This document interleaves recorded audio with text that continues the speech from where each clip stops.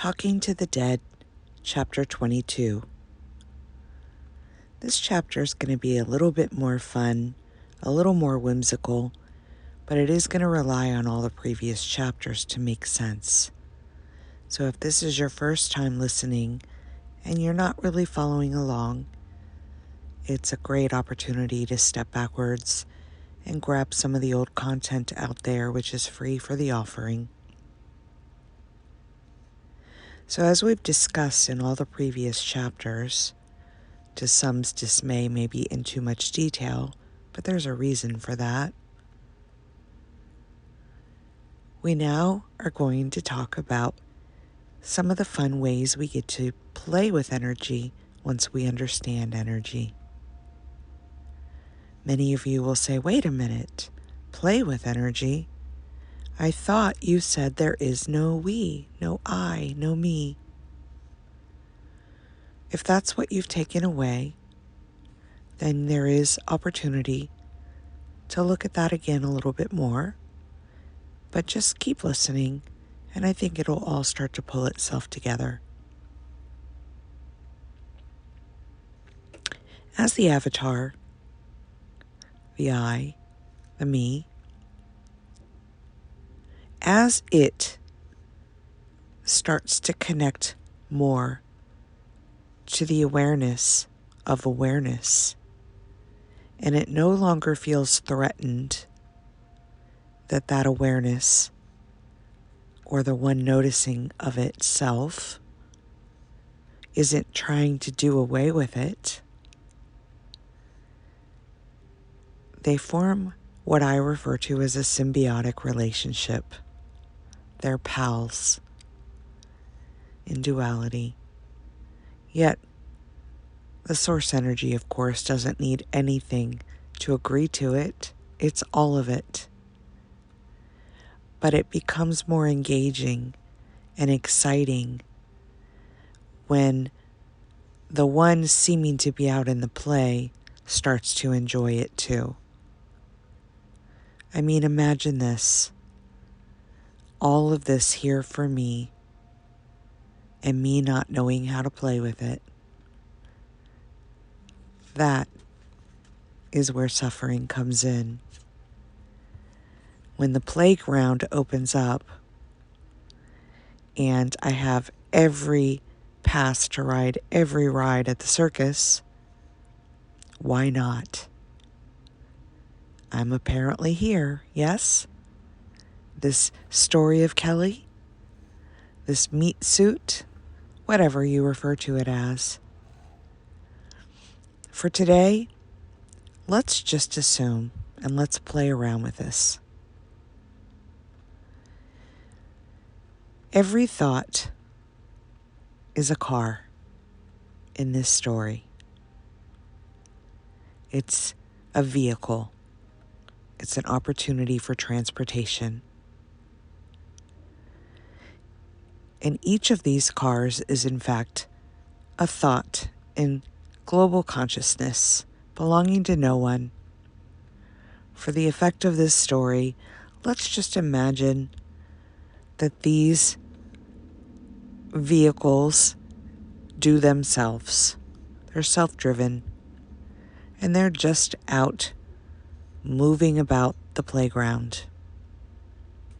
They pause every once in a while, and the avatar either gets in or not. Initially, the avatar thinks every car is there for them. There's my Uber. It stopped. I must get in.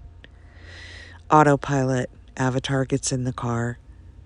It might take note of what type of car it is. Well, this isn't a very nice car. This is a clunker. The seats have holes. It smells inside. Just as we do with what we call bad thoughts. The avatar is so busy minding the mind in this moment. Yet what it's missing is that particular car is in its possession, in its power once it realizes it can enlighten it.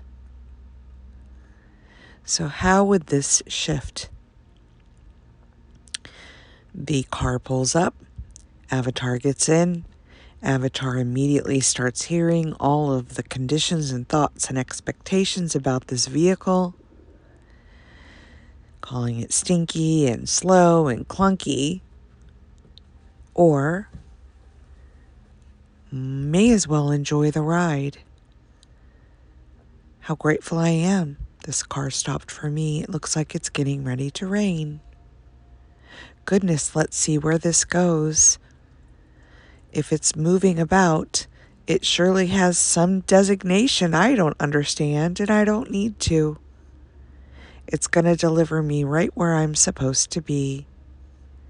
And if it's in duality, it's a contrasting Uber. It's taking me to its contrast. I'll just enjoy the ride. As soon as that energy enlightens the space, that Uber stops. The door opens.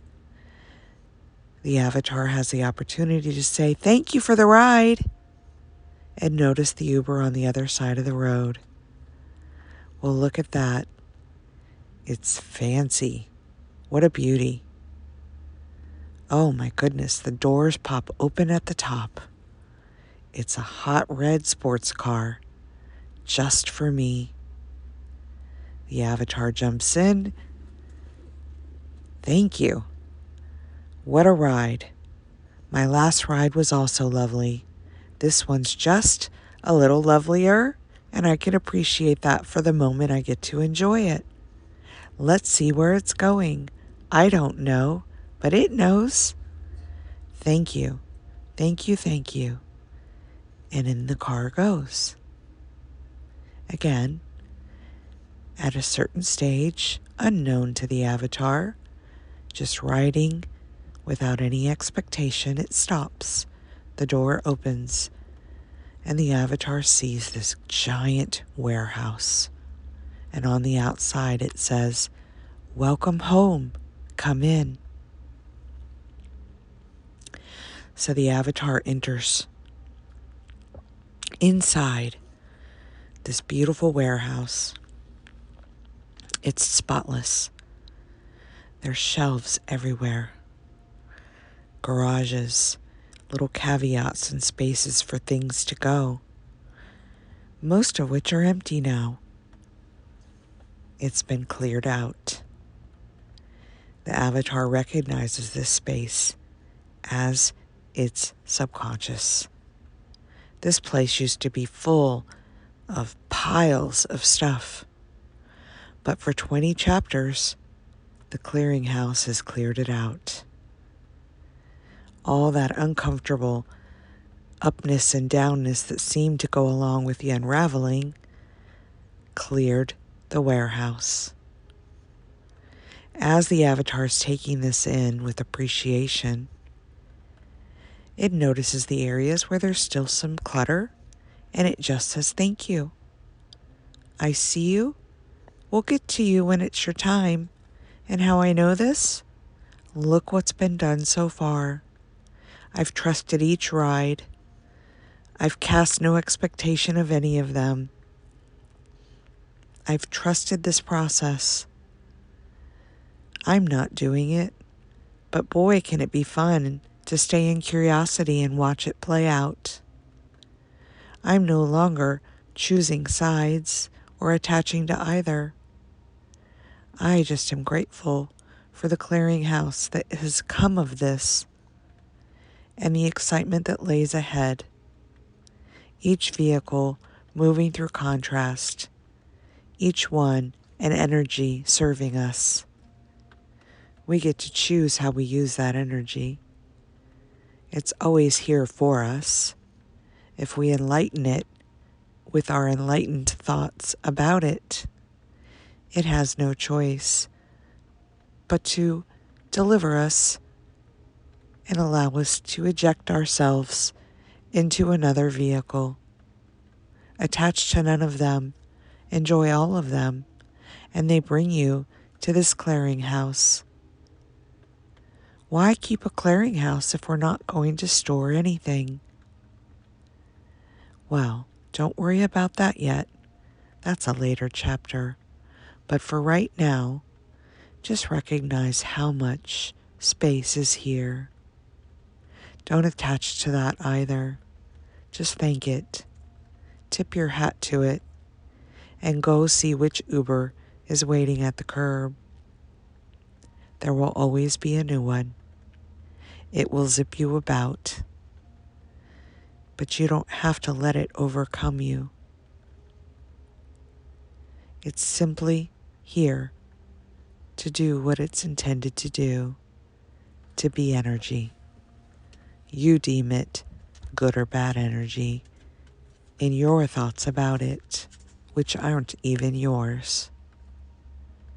Play with them all. Enjoy them all.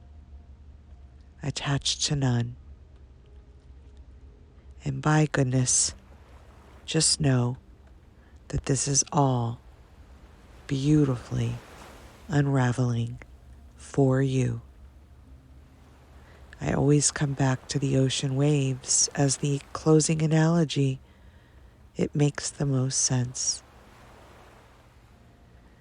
Ride each wave, the good one, the not so good one. Let it have you. The ebb, the flow, and the space between them. Let each have you. It will in fact return you to the ocean of truth in which you are a part of. Fear none of it. Trust all of it.